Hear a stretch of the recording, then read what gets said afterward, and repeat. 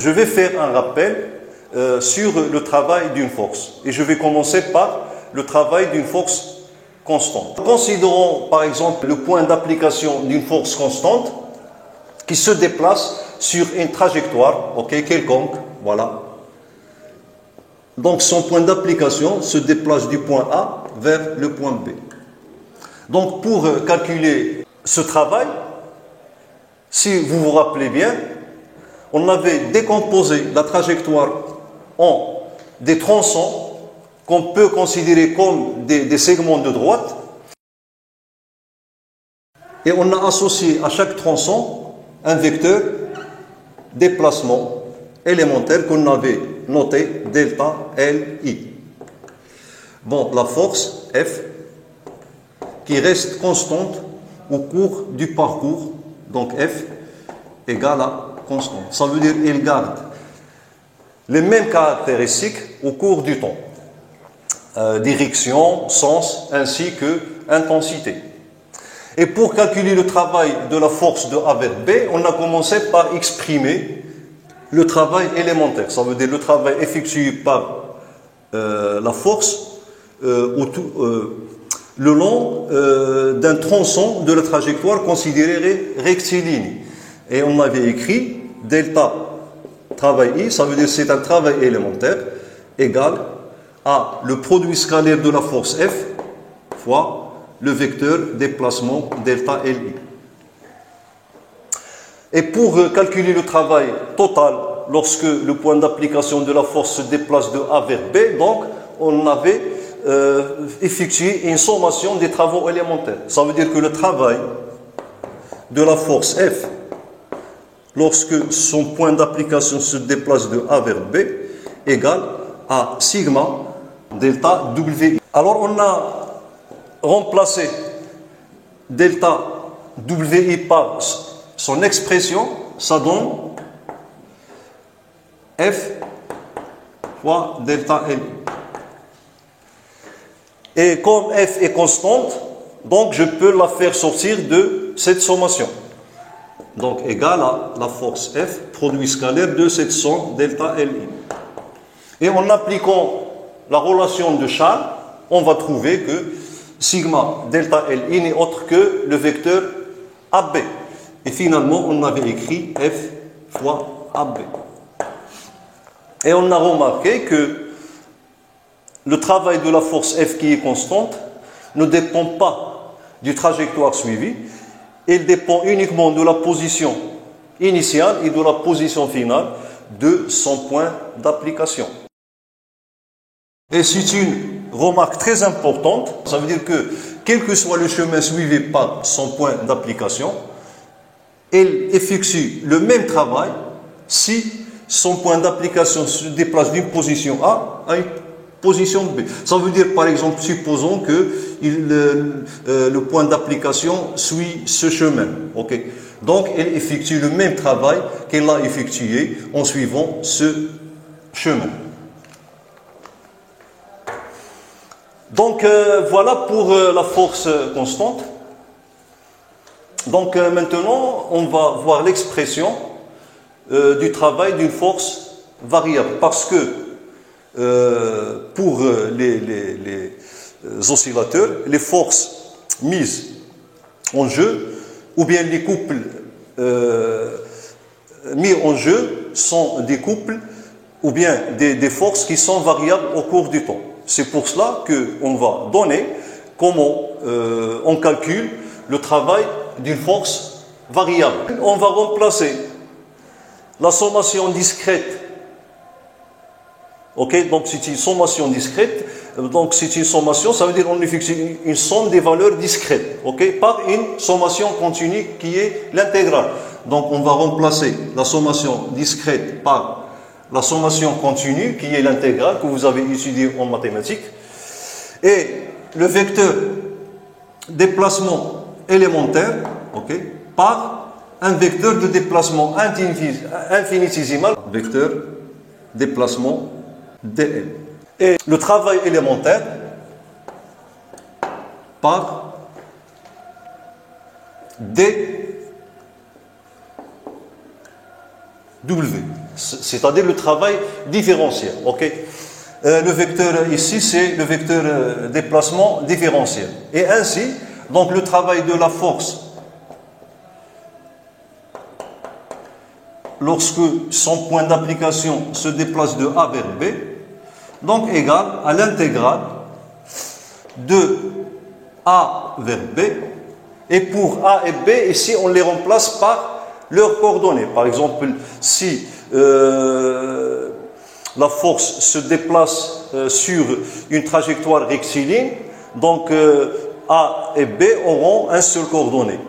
Si la force se déplace sur un plan, okay, donc X, A et B auront deux coordonnées. Okay, et on va effectuer un double intégral, donc on n'a pas ça au programme. Si F se déplace sur une trajectoire dans un espace de 3 dimensions, alors A et B, on va les remplacer par leurs coordonnées qui sont 3. Okay? Mais pour nous, on va considérer uniquement le cas unidimensionnel. Ça veut dire les coordonnées de A et les coordonnées de B ne sont qu'une.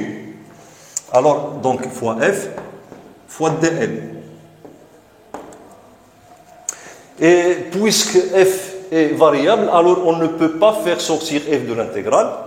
Donc, au cours de la leçon, on va remplacer la force F s'il s'agit d'une force, ou bien le couple, donc le moment du couple, par son expression, et dl par son expression, pour qu'on puisse effectuer cette intégrale.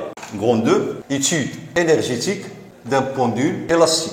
Bon, voilà notre pendule élastique. À cette extrémité libre, on accroche ou bien on fixe un solide S, dont le centre d'inertie est G. Et puis, on va écarter S de sa position d'équilibre et on va faire cette fois-ci une étude énergétique pour déterminer l'évolution du système.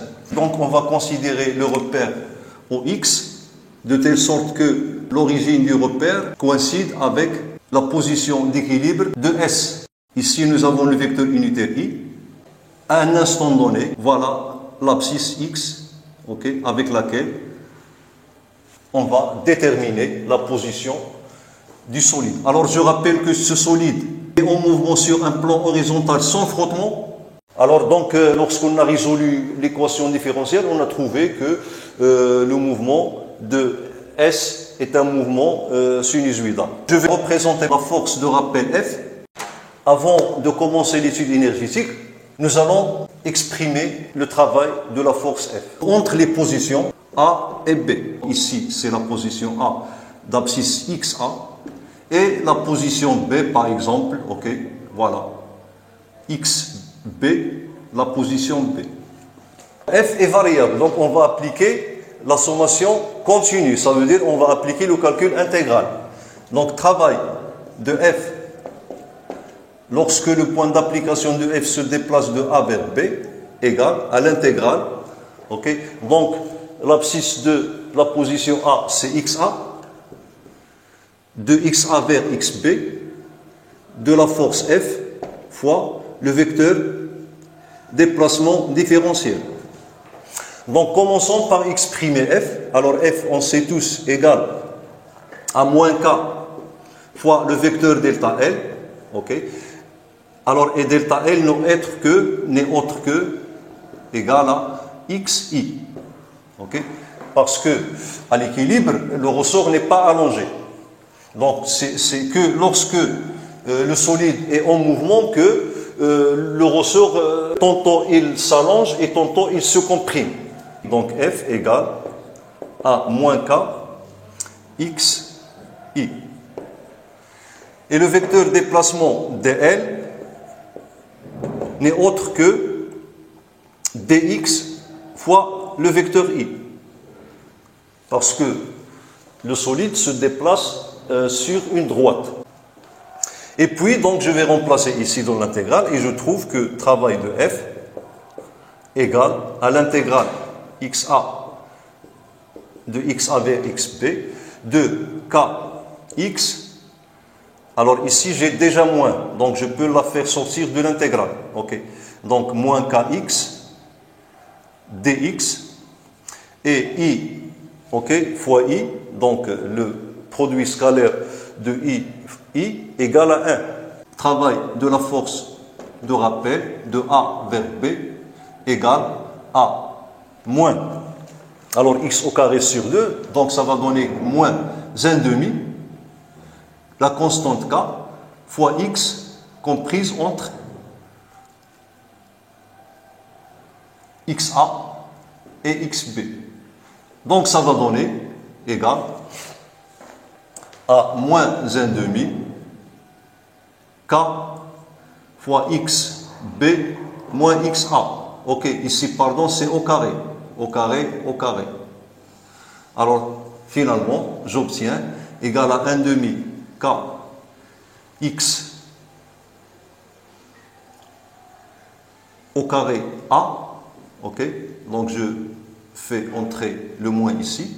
Alors ici, ça devient plus et XB sera affecté d'un signe moins. Moins 1/2 K XB au carré.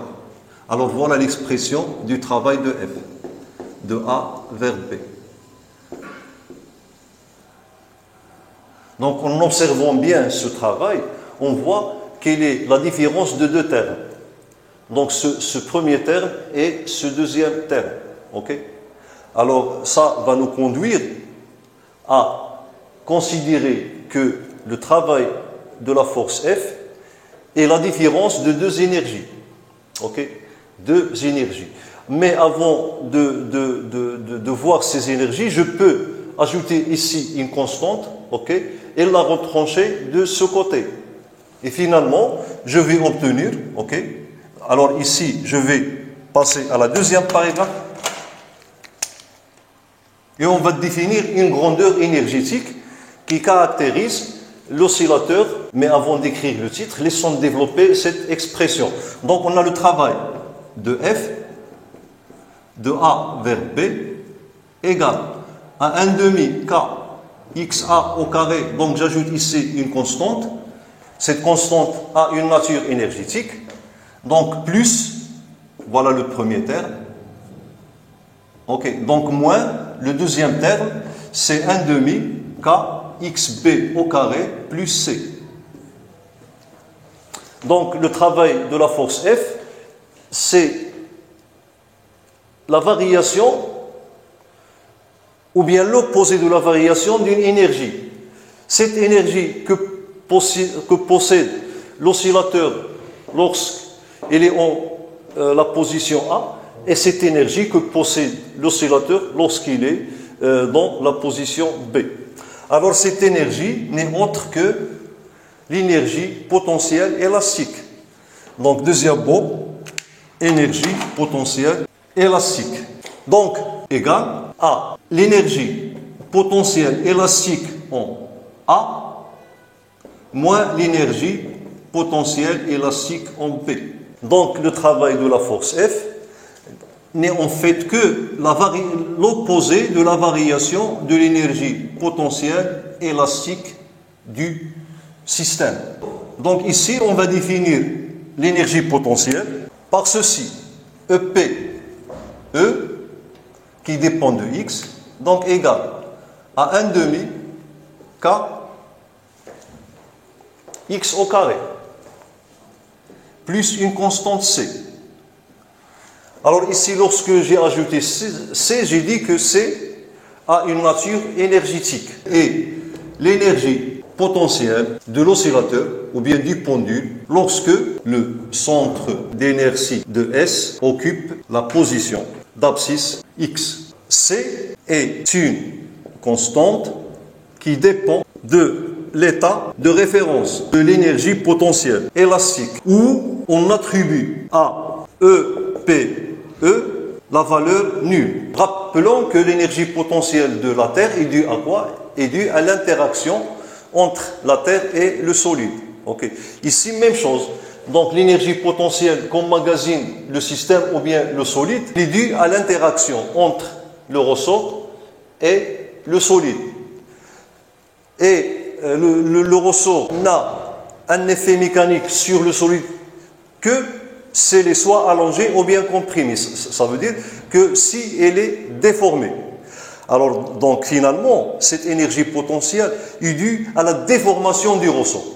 C'est la déformation du ressort qui engendre ou bien qui crée cette énergie. Maintenant, on va exprimer l'énergie mécanique du solide. Et notre objectif est de savoir si cette énergie mécanique reste constante lorsque le solide est en mouvement, ça veut dire lorsque la force F travaille, ou bien cette énergie varie au cours du temps. Mais étant donné que le travail de la force F ne dépend pas du chemin suivi, il dépend uniquement de la position initiale et de la position finale du centre d'inertie du solide. Et cette propriété confirme le fait que la force F est conservatrice. Ça veut dire que son travail ne fait pas varier l'énergie mécanique. On va confirmer cette remarque par une démonstration. On sait que l'énergie mécanique est la somme de l'énergie cinétique plus l'énergie potentielle élastique. En général, l'énergie mécanique égale à l'énergie cinétique plus l'énergie potentielle. L'énergie potentielle n'a aucune signification physique. Pourquoi? Parce que sa valeur dépend de la constante liée au choix du référence ou bien de l'état de référence. Peut-être vous allez vous dire pourquoi donc on utilise cette énergie potentielle puisqu'il n'a pas de signification physique. Okay? Mais nous, on ne s'intéresse pas à l'énergie potentielle, mais à sa variation. Pourquoi? Parce qu'on a vu que le travail de la force de rappel, c'est l'opposé de la variation de l'énergie potentielle. Donc si l'énergie potentielle n'a pas de signification physique, sa variation a cette signification. Alors on choisit EP. P égale à 0, puisque le corps se déplace verticalement. Ça veut dire que son énergie potentielle reste constante et on va la prendre égale à 0 pour qu'il ne nous gêne pas ici. D'accord? État de référence de EPP est le plan horizontal qui passe par G, centre d'inertie du solide. Okay. Alors commençons par exprimer l'énergie potentielle. Okay. Donc EP, E égale à 1 demi K x au carré. Alors ici, C égale à 0 parce qu'on a choisi l'état de référence et l'état et le plan, okay, qui vertical cette fois-ci, okay, qui passe par le centre d'inertie G. En fait, cette constante n'est pas importante parce que nous, on s'intéresse à la variation de l'énergie potentielle. Donc, lorsque je vais effectuer la variation de l'énergie potentielle, la constante ne restera plus dans ma formule et l'énergie cinétique, EC, égale à 1 demi m fois la vitesse au carré, ça veut dire x point au carré. Alors si l'énergie mécanique est constante au cours du temps, ça veut dire que sa dérivée égale à 0. Alors commençons par exprimer la dérivée de l'énergie mécanique au cours du temps. Donc, la dérivée de l'énergie mécanique par rapport au temps, donc égale. Alors ici, tout d'abord, je vais exprimer EM égale à 1 demi m x point au carré plus 1 demi k x au carré. Donc égale à la dérivée par rapport au temps de m x point au carré plus, donc ici c'est 2 divisé par 2 plus k x au carré divisé par 2. Ok, égale. Donc d sur dt de m sur 2, donc m sur 2 est constante. Il me reste d sur dt x point au carré. Et ça va donner 2x point x2 point. Donc ça va donner, alors le 2 avec le 2, ok, se simplifie. Il me reste finalement m x point x2 point. Ok, plus. Alors ici, donc k est constante, même chose 1 demi. Donc la dérivée de x au carré, c'est 2 fois x point fois x. Ok? 2 fois x point fois x. Et 2 avec 2, ça va se simplifier. Il me reste quoi? Il me reste k, x point x. Alors ici, je vais factoriser par x point égale à m x point facteur, pardon, uniquement x point. M x2 point plus k x. Et c'est l'équation différentielle que vérifie notre système. Et cette équation différentielle, trouvez qu'elle est nulle. Ok? Alors, voilà, égale à 0. Donc, DEM ainsi, DEM sur DT égale à 0. Implique que EM égale à constante, quel que soit T. Voilà, donc on a montré que l'énergie mécanique égale à constante. Donc F est une force conservatrice. Maintenant, on va montrer autrement que l'énergie mécanique est constante. On va partir de l'équation horaire du mouvement, de G et x de t égale à xm, ça veut dire la valeur maximale, xm, de l'élongation, fois cosinus de pi sur t0 fois t. Et pour simplifier, donc on va prendre phi égale à 0, ça veut dire les conditions initiales, x point égale à 0, ça veut dire à t égale à 0, et x égale à xm, ça veut dire l'amplitude A. Xm, c'est l'amplitude. Donc, pour simplifier, on va prendre phi égale à 0. Ok. Même si on prend phi n'est pas égal à 0, on va trouver la même chose. Commençons par exprimer de c. Donc, égal à 1 demi x point m x point au carré. X point égale à moins 2 pi sur t0 xm sinus 2 pi sur t0 fois t. Donc je vais ici remplacer x point par sa valeur, ça va me donner égal à 1 demi m moins 2 pi sur t0 au carré, c'est 2 pi sur t0 le tout au carré, xm au carré sinus carré 2 pi sur t0 fois t. Alors ici j'ai sinus carré, donc je vais faire une transformation pour se débarrasser de ce carré. Donc les formules de transformation, on peut les déduire de cette égalité. Cosinus de alpha égale à cosinus carré alpha moins sinus carré alpha. Cosinus carré alpha c'est 1 moins sinus carré alpha moins sinus carré alpha, ici j'ai 2. Donc sinus carré alpha égale 1 moins cosinus 2 alpha sur 2. Donc ça va donner 1 demi m. Bon, m fois 2 pi sur t0 au carré. Donc on a vu que la relation entre 2 pi sur t0 au carré et m et k. Donc si on effectue, on remplace 2 pi sur t0 au carré par sa valeur, on va simplifier par m et on trouve ici k. Okay. Vous pouvez montrer ça, okay, parce que vous savez l'expression de 2 pi sur t0 au carré. Donc ici je garde xm au carré.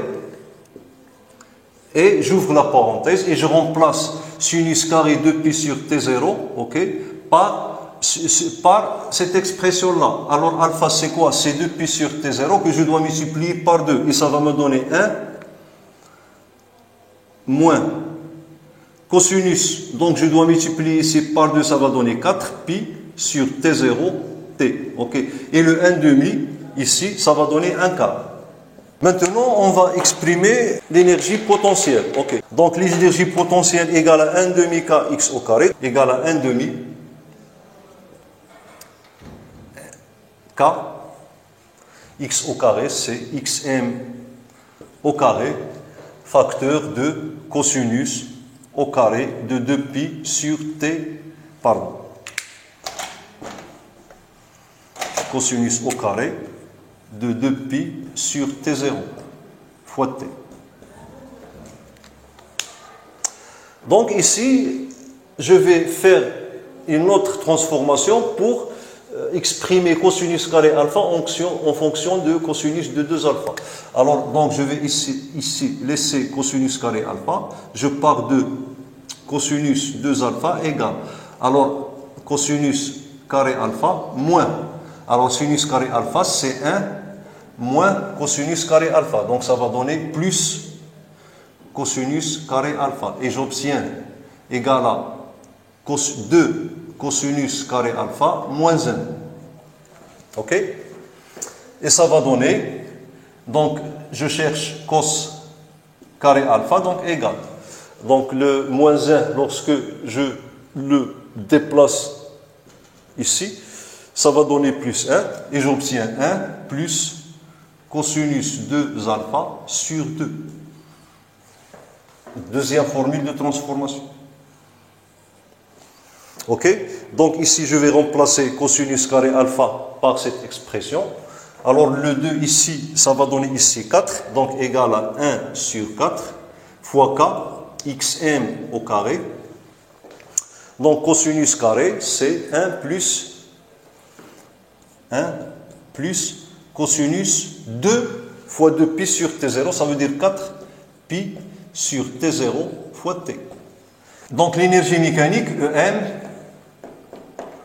égale à E C plus E PE. Alors EM égale. Alors EC, c'est 1 quart KXM au carré. Voilà. 1 quart KXM au carré. Donc je factorise par ce facteur. 1 quart. Il me reste quoi? Il me reste donc EC 1 moins cosinus 4pi sur T0 fois T plus 1 plus cosinus 4pi sur T0 fois T. Donc moins cosinus plus cosinus, ça donne 0. Alors 1 plus 1 égale à 2. OK? Et 2 divisé par 1 quart, ça va, ici je trouve 1 demi. Voilà l'expression de l'énergie mécanique. Et on voit que toutes ces valeurs sont indépendantes du temps, donc égales à une constante. OK? Et ici, on a déterminé même la valeur de EM. Alors donc, comment on interprète physiquement ce résultat? Le fait que l'énergie mécanique reste constante même si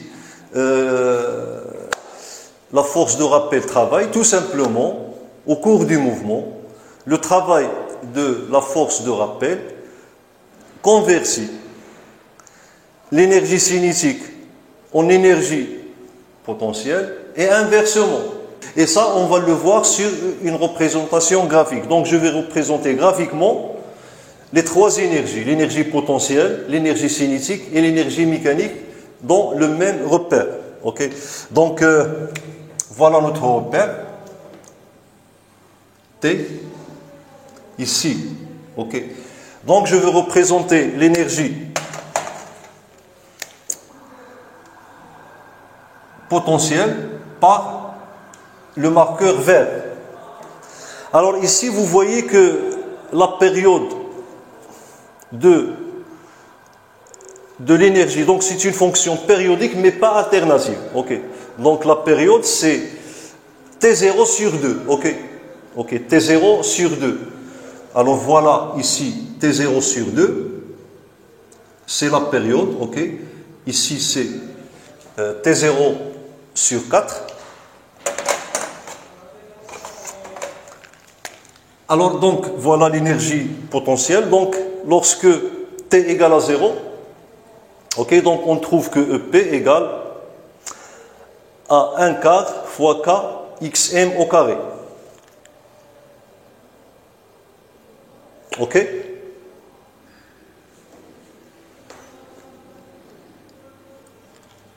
Donc, à T, donc elle va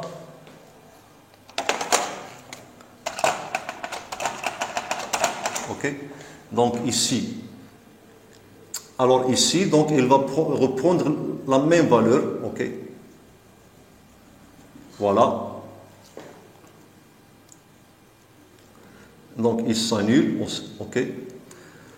Donc je vais monter un petit ici, en haut. Voilà.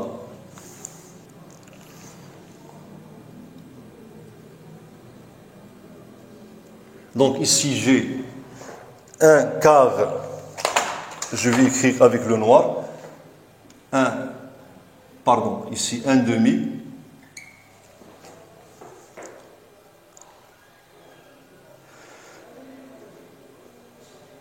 alors pardon, ici lorsque t égale à 0, ici j'ai 1 plus 1, ça donne 2, donc 2 c'est un demi, voilà, un demi k, xm au carré.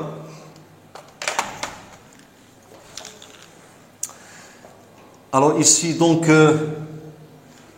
en demi-période, il s'annule. Voilà.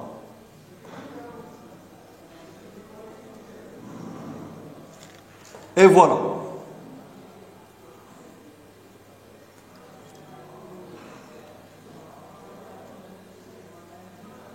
Pardon.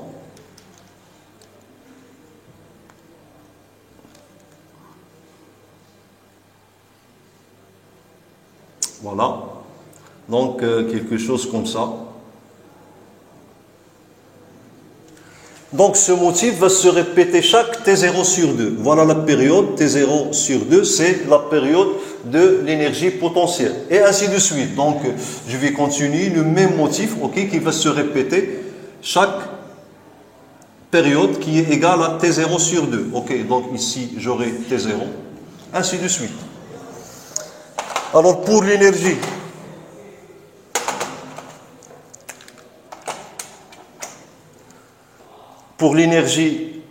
cinétique, ok, lorsque t égale à 0, donc ici j'aurai 1, donc l'énergie cinétique est nulle. Et j'aurai cette allure de la courbe, ok. Voilà, ici, il va prendre le moment sa de valeur coupe de tension maximale, est... ok. Voilà. Voilà. Et voilà. Ainsi de suite, ok. Donc ici, voilà.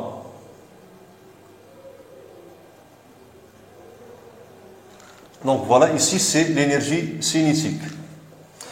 Alors, donc, ces deux énergies varient en opposition de phase. Okay. Elles varient en opposition de phase, comme on voit ici.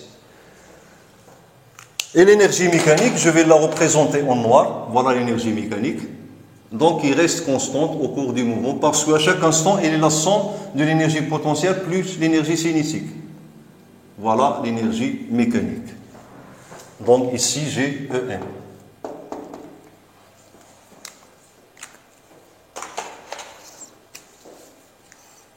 Donc on peut représenter ces trois énergies dans un repère indépendant du temps, okay, en fonction de x. Alors ici c'est représentation temporelle,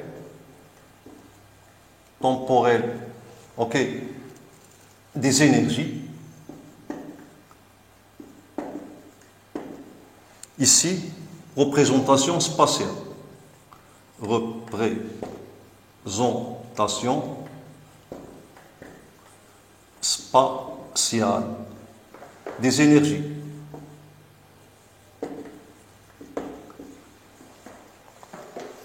Donc, je dois exprimer maintenant les énergies en fonction de x. On a déjà exprimé les énergies en fonction de x. Voilà.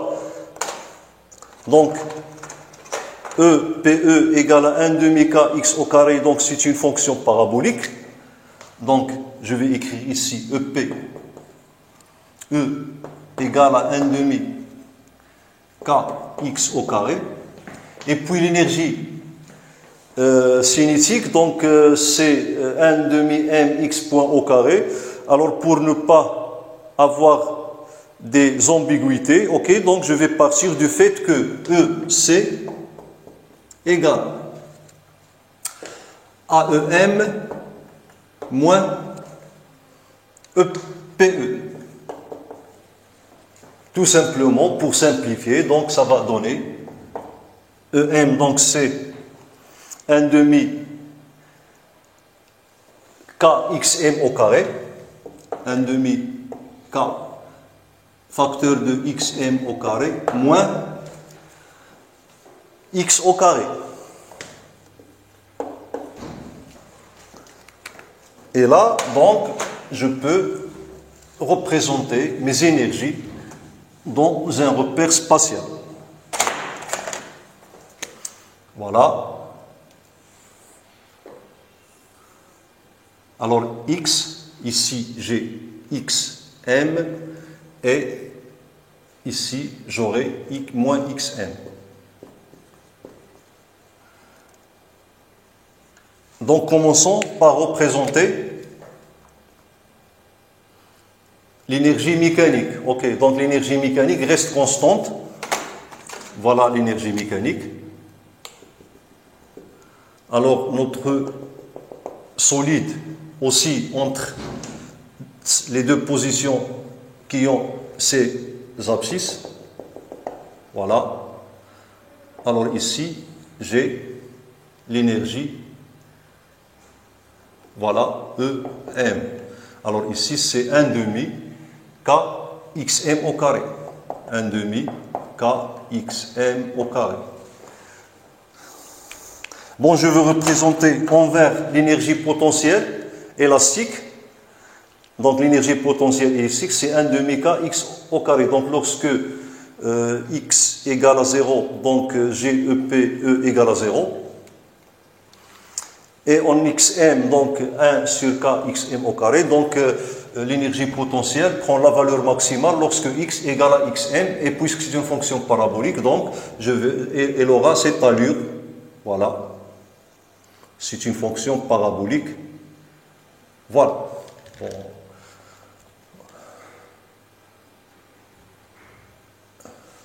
Alors pour l'énergie mécanique, pardon, pour l'énergie cinétique, alors ici c'est l'énergie, l'énergie potentielle élastique. Et pour l'énergie cinétique, donc je vais la représenter en rouge, donc EC, ok. Donc c'est, ok, ça veut dire que lorsque X égale à XM, donc l'énergie cinétique égale à 0, parce que lorsque X prend la valeur XM, le solide, sa vitesse s'annule pour changer de sens, ok. Alors ici 0, ok. Et lorsque X égale à 0, et là, la valeur maximale c'est 1 demi KXM au carré, donc voilà, et j'aurai cette allure-là, ok. Voilà. Alors, je n'ai pas représenté minutieusement ces deux paraboles, mais ici, donc voilà, cette distance doit être égale à cette distance. Moi, peut-être que j'ai pris cette distance plus grande que celle-là. Mais ce sont des paraboles, vous savez représenter des paraboles. Alors, c'est tout pour étude énergétique du pendule élastique. Alors, je rappelle que cette étude, on l'a fait en négligeant les frottements. Nous allons voir maintenant la deuxième partie, donc, étude énergétique du pendule de torsion. Voilà notre pendule. Premièrement, on va mettre en évidence l'énergie potentielle du pendule de torsion. Je vais commencer par expression du travail, de couple de torsion. Proportionnel à l'angle θ, il est égal à le signe moins qui indique que c'est un couple de rappel, donc qui tend toujours à ramener le système ou bien la tige à sa position d'équilibre. Donc c'est une constante qui dépend de la nature du fil et de ses dimensions fois l'angle θ. Et on va s'intéresser au travail de ce couple, ok, entre deux positions. Ça veut dire la position θ1 initiale et la position finale θ2. Puisque ce couple il est variable, donc il dépend de θ. Donc je vais exprimer le travail différentiel dW donc égal à le moment M fois dθ. Et pour exprimer le travail total, on a recours au calcul intégral, ça veut dire à la sommation continue.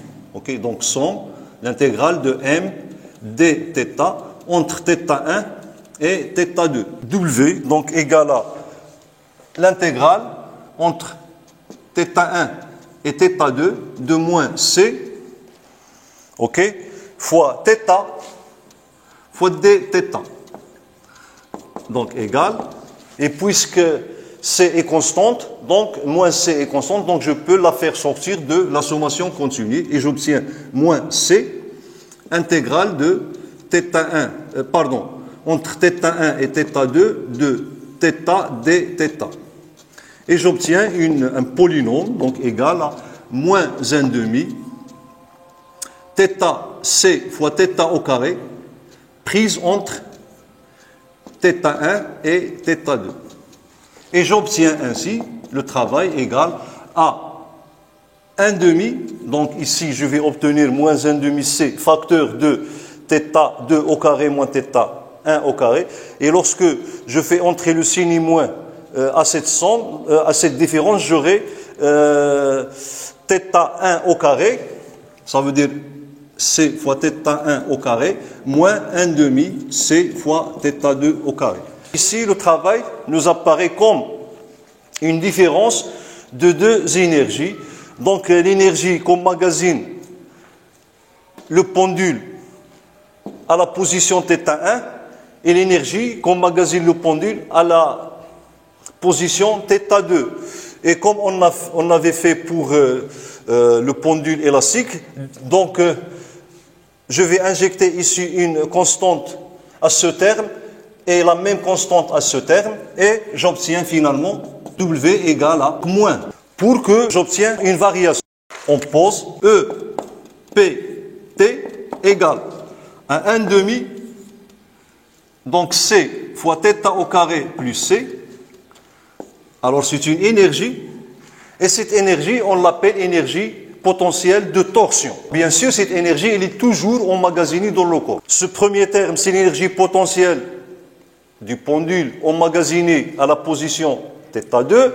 Cette énergie est l'énergie potentielle du pendule emmagasinée à la position θ1. Ainsi, le travail de couple de torsion n'est autre que l'opposé de la variation de l'énergie potentielle de torsion. Alors voilà, on a défini donc l'énergie potentielle de torsion, et cette énergie est définie à une constante près. Donc, c'est la même chose que l'énergie potentielle en général, c'est une grandeur indéfinie. Ça veut dire une grandeur qui n'a pas de signification physique, mais sa variation, bien sûr, a une signification physique parce qu'il est égal au travail. Okay. Et maintenant, on va exprimer l'énergie mécanique du pendule en l'absence des frottements. EM, bon, lorsque le pendule prend une position θ, donc égal à l'énergie cinétique du pendule plus l'énergie potentielle de torsion. Alors je vais procéder autrement. Donc je vais directement vers la variation de l'énergie mécanique entre deux positions, θ1 et θ2. Ça veut dire que delta EM égale à delta EC plus delta EPT. Et cette énergie, bon, je vais écrire cette expression, donc EC égale à 1 demi J delta, le moment d'inertie du pendule, fois θ point au carré, plus EPT, donc c'est 1 demi J delta, θ au carré, plus la constante C liée à l'énergie potentielle de torsion. Pardon, ici, c'est pas J delta, mais c'est C, pardon, c'est θ au carré. Voilà, la constante, c'est constante de torsion. Alors, je vais appliquer le théorème de l'énergie cinétique dans un repère. La variation de l'énergie cinétique égale à la somme des travaux de toutes les forces et de tous les couples qui s'exercent sur le système. La tige est mise à son poids P, R, tension du fil métallique, puis le couple de torsion de moment M. Donc d'après le théorème de l'énergie cinétique, la variation de l'énergie cinétique, entre deux positions θ1 et θ2 égale à la somme des travaux de toutes les forces extérieures ainsi que les moments qui s'exercent sur notre système θ1 vers θ2. Donc delta EC égale à le travail de P, donc entre θ1 et θ2, plus le travail de R entre θ1 et θ2, plus le travail du couple de torsion. Alors, travail de P égale à 0 parce que le poids de la tige passe par l'axe de rotation qui est confondu avec le fil métallique. Puis, travail de R égale à 0. La réaction du fil, elle passe par l'axe de rotation. Alors, il nous reste travail de torsion, qui est égal à delta EC. D'autre part, on a vu que le travail du couple de torsion égale à l'opposé de la variation de l'énergie potentielle. Alors, et en remplaçant ici delta EC par travail de T et delta EPT par moins travail de T, donc je vais trouver que la variation de l'énergie mécanique égale à 0. On conclut que la variation de l'énergie mécanique au cours du temps, ou bien entre deux positions, est nulle. Ça veut dire que l'énergie mécanique est constante. Donc le couple de torsion est un couple conservateur. Donc voilà, c'est tout pour le pendule de torsion. Paragraphe suivant, étude du pendule pesant en absence des frottements. Bon, donc l'énergie potentielle du pendule, c'est l'énergie potentielle de pesanteur. Il dépend de Z, EPP de Z égale à mg, Z, c'est ce qu'on a vu l'année dernière. Et on a mis en évidence cette énergie en partant du travail de poids. Donc à partir du travail de poids entre positions, que cette énergie est apparue, on a trouvé que le travail du poids est l'opposé de la variation de l'énergie potentielle. Donc, plus une constante, Donc, pour se débarrasser de constante, on prend que l'état de référence, et le plan horizontal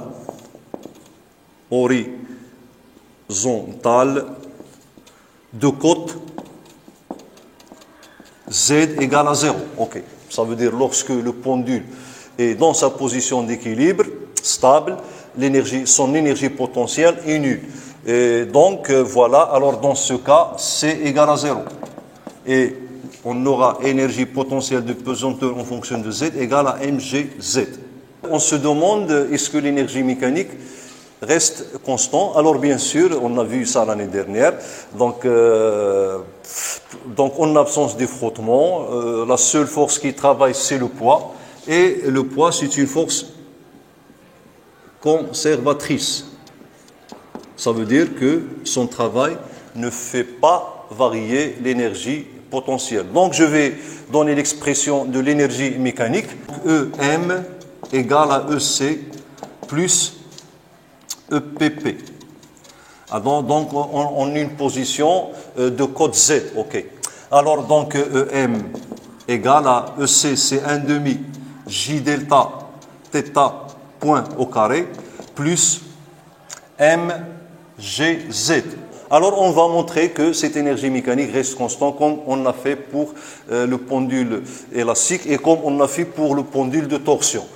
Donc toujours on a deux méthodes, soit on part du travail de la force ou bien du couple entre deux positions, ou bien on fait la dérivée de M par rapport au temps. Ici, je vais dériver EM par rapport au temps, mais avant cela, je dois exprimer Z en fonction de θ. Donc, on a vu que Z égale à D moins,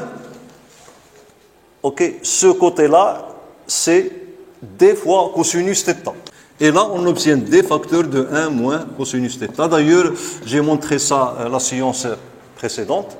Donc, finalement, EM égale à 1 demi J delta θ point au carré plus mg facteur de 1 moins cosinus θ.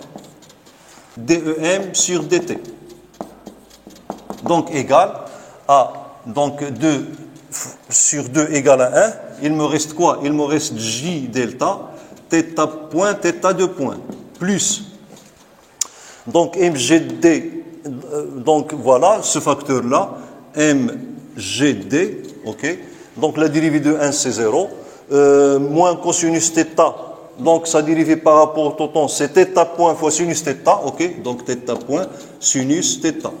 Et là je vais factoriser par θ point et j'obtiens finalement J θ de point plus MGD sinus θ égale à 0. Parce que cette somme est nulle. On l'a trouvé à partir de l'équation différentielle. Donc, on déduit que EM égale à constante. Le poids est force conservatrice. Donc, son travail convertit l'énergie cinétique en énergie potentielle de pesanteur ou l'inverse, tout en conservant l'énergie mécanique. Pour l'énergie mécanique, dans le cas des petites oscillations, cosinus θ est à peu près égal à 1 moins θ au carré sur 2. L'énergie mécanique EM égale à 1 demi J delta θ point au carré, ok, plus 1 demi MGD fois θ au carré. Donc il nous reste étude énergétique du pendule simple qui est un cas particulier du pendule pesant. J delta sera égal à M fois L au carré. M c'est la longueur du fil.